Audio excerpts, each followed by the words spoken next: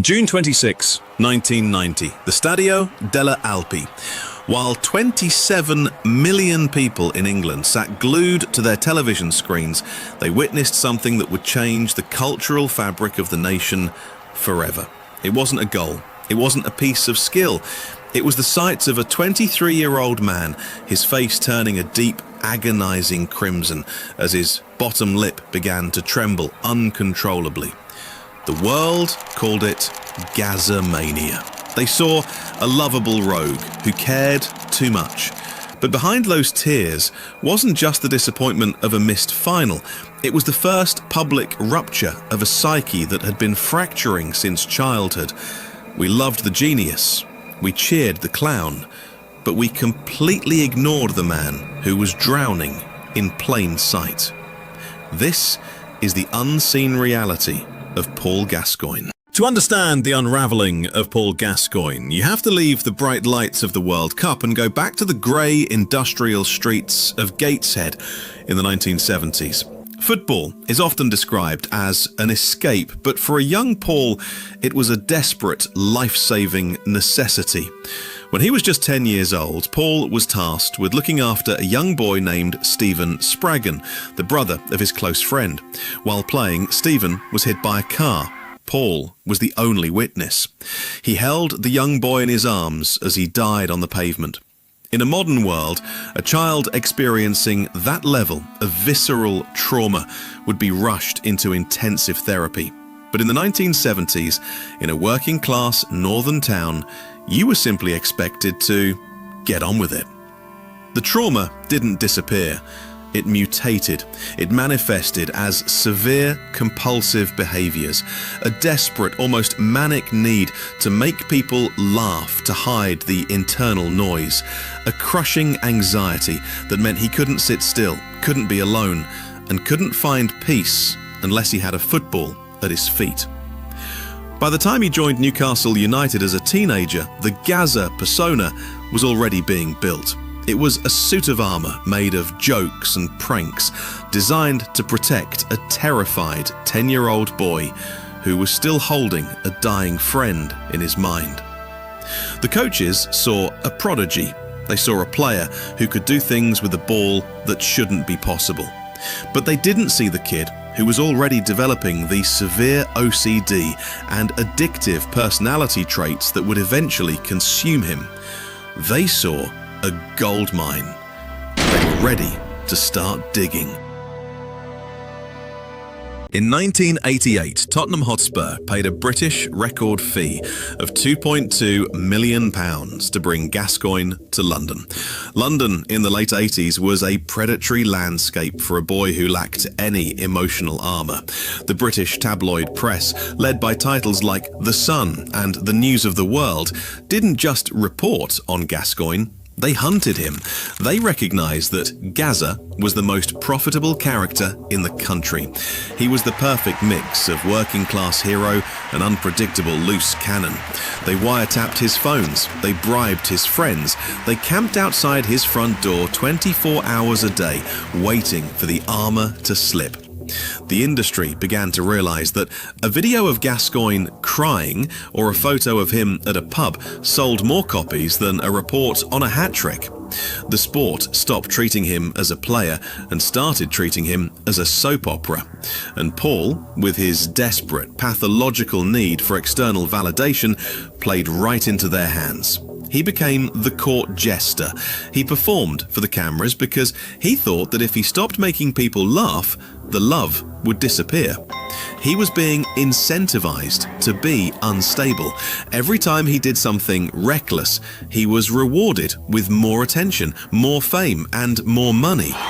The footballing world was building a monster for its own entertainment, and no one was checking to see if the human being inside could survive the noise. By the summer of 1990, Gascoigne was the best player in the world.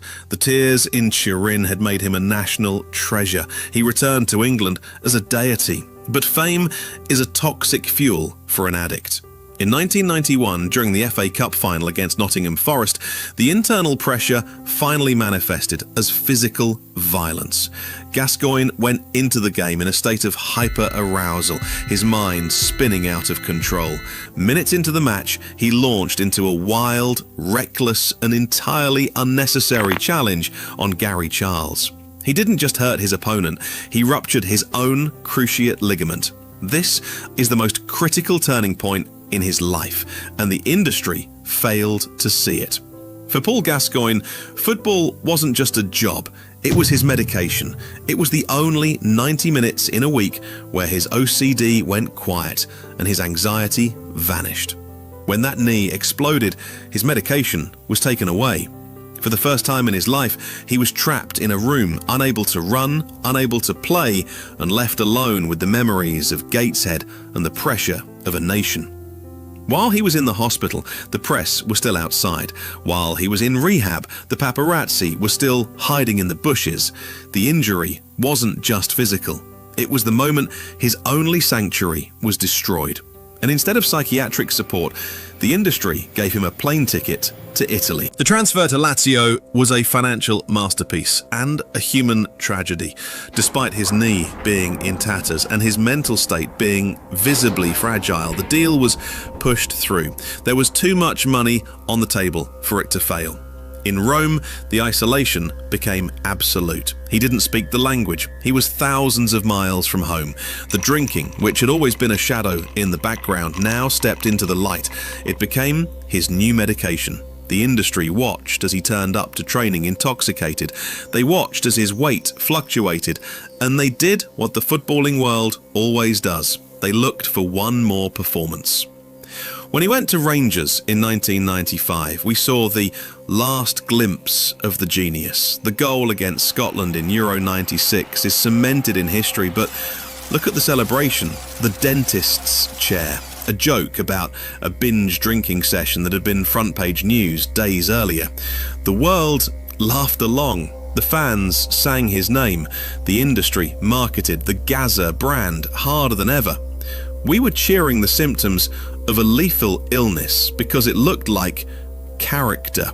We were rewarding a man for drinking himself to death because he could still flick a ball over a defender's head. But the moments of joy were becoming shorter. The exiles were becoming more frequent. Middlesbrough, Everton, Burnley. A journey through clubs that felt less like a career and more like a man trying to outrun a ghost that was finally catching up. Paul Gascoigne is still here, but the industry that consumed him has moved on to its next target. Bobby Robson once famously called him as daft as a brush. He also said he was a boy in a man's world. He needed looking after. That is the indictment. Football knew he was a child in the body of a gladiator.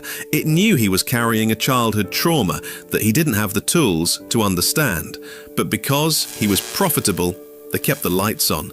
They kept the cameras rolling. They kept selling the shirts until there was nothing left but a shell of a man. The tragedy of Paul Gascoigne isn't that he wasted his talent. The tragedy is that he was a victim of a profit-driven machine that treats psychological pain as a marketing opportunity. We see the same patterns today. We see the same tabloid hunts. We see the same lack of protection for young men handed millions before they've learned how to breathe. Gazza wasn't a failure. He was a warning that the game is never just a game, and that behind every lovable rogue is a human being who might just be screaming for someone to turn the lights off. Thank you for watching Final Whistle Stories. If this documentary resonated with you, subscribe for more untold realities of the beautiful game. Until next time.